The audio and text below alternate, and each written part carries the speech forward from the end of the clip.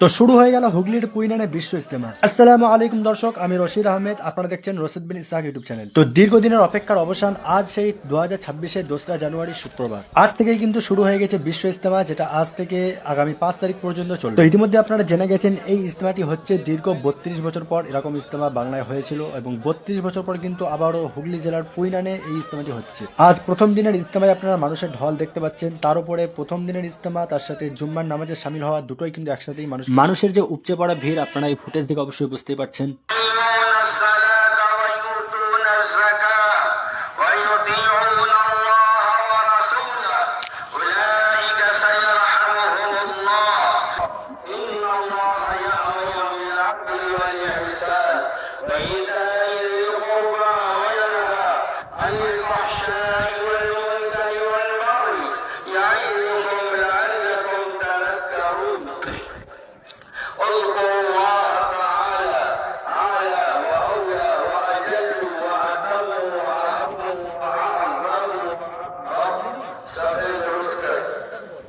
তো এই মুহূর্তে জুম্মার নামাজ শেষ হলো। এই সামনে যে মাজমাটা আপনারা দেখতে পাচ্ছেন সবুজ কালারের প্যান্ডেল করা, এই পুরো মাজমা কিন্তু আজকে ভরে গেছিল, এবং তারপরে বাইরে যে মাঠটা ফাঁকা ছিল আপনারা দেখতে পেয়েছেন, এই মাঠও কিন্তু কোনো রকম ফাঁকা ছিল না।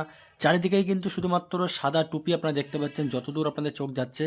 তাছাড়া আশেপাশে যত ক্যান্টিনগুলো আপনারা দেখতে পাচ্ছেন, প্রত্যেকটা ক্যান্টিনেই কিন্তু সাথী ভাইরা আছেন, প্রত্যেকটা ক্যান্টিনেও কিন্তু এই মাইকের মানে এই ইমামের সাথে সাথে কিন্তু জামাত হচ্ছে। তাছাড়া যে মাঠের যে রাস্তা আছে সেই রাস্তার ওই পারেও কিন্তু জামাত হচ্ছে। মানে আজকে সব মিলিয়ে প্রায় মানে 1 কোটির কাছাকাছি মানুষ কিন্তু আজকে হয়েছে চারিদিকেই। আপনারা শুধু দেখতে পাচ্ছেন, শুধু এই মাঠে মানুষ আছে এমনটা নয়, কিন্তু মাঠের ওই পারে, রাস্তার ওই পারে, চারিদিকে মাইকের আওয়াজ যতদূর যাচ্ছে সকলেই কিন্তু যে যেখানেই পারছে কিন্তু এই জামাতের সাথেই কিন্তু নামাজ পড়ছেন।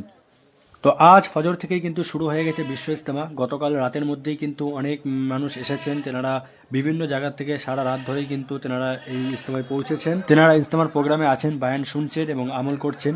তো এই মুহূর্তে এখন জুম্মার নামাজ শেষ হলো, নামাজের পরে কিন্তু এখন এখানে বায়ান করা হচ্ছে, কিছুক্ষণ এখানে বায়ান হবে, দেন তারপরেই সকলেই চলে যাবে ক্যান্টিনে, দেন দুপুরের খাওয়া দাওয়া করবে। আর এখন কিন্তু মানে প্রচুর পরিমাণে লোক হয়েছে আজকে, যেহেতু আজকে বিশ্ব ইজতেমা, মেনলি আজকে ইজতেমা কিন্তু শুরু হচ্ছে, সেই জন্য। তো এবার আপনাদেরকে প্যান্ডেলের ভিতরে কিছু অংশ আপনার দেখাচ্ছি। তো ভিতরে ভিডিও করা কিন্তু নিষেধ, তারপরেও আপনাদেরকে যতটা পারছি একটু দেখানোর চেষ্টা করছি। তো ভিতরে প্যান্ডেলের ভিতরে কন্ডিশনটা ঠিক এরকমভাবেই কিন্তু সাথী ভাইরা আছেন, সকলেই কিন্তু এই ইজতেমার বায়ান শুনছেন, আমল শুনছেন, এবং এখানেই কিন্তু আপনারা রাত্রি যাপন করছেন এবং এখানেই বিশ্রাম নিচ্ছেন। তো এখন বায়ান হবে কিছুক্ষণ, দেন তারপরে কিন্তু সকলেই চলে যাবেন ক্যান্টিনে দুপুরের লাঞ্চ সেরে সকলেই কিন্তু বিশ্রাম নেবেন। তারপরে কিন্তু আবার আসরের পর থেকে মাগরিবের পর থেকে এসা পর্যন্ত কিন্তু বায়ান হবে। যেহেতু এই ইজতেমাটি হচ্ছে বাংলায় এবং এটি সর্বসাধারণের জন্য ইজতেমা, তো এই ইজতেমায় কিন্তু বায়ান কিন্তু দুরকম ট্রান্সলেট করা হচ্ছে। মানে একজন উর্দুতে বায়ান করছে এবং আরেকজন কিন্তু বাঙালি, তিনি কিন্তু তেনার উর্দু ভাষাটা কিন্তু ট্রান্সলেট করে মানে বাংলায় মানুষদেরকে বোঝাচ্ছেন।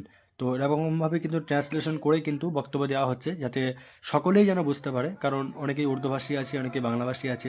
আর যেহেতু মেনলি ইজতেমাটি যাপন করছেন এবং এখানেই বিশ্রাম নিচ্ছেন, তো এখন বায়ান হবে কিছুক্ষণ, দেন তারপরে কিন্তু সকলেই চলে যাবেন ক্যান্টিনে দুপুরের লাঞ্চ সেরে সকলেই কিন্তু বিশ্রাম নেবেন।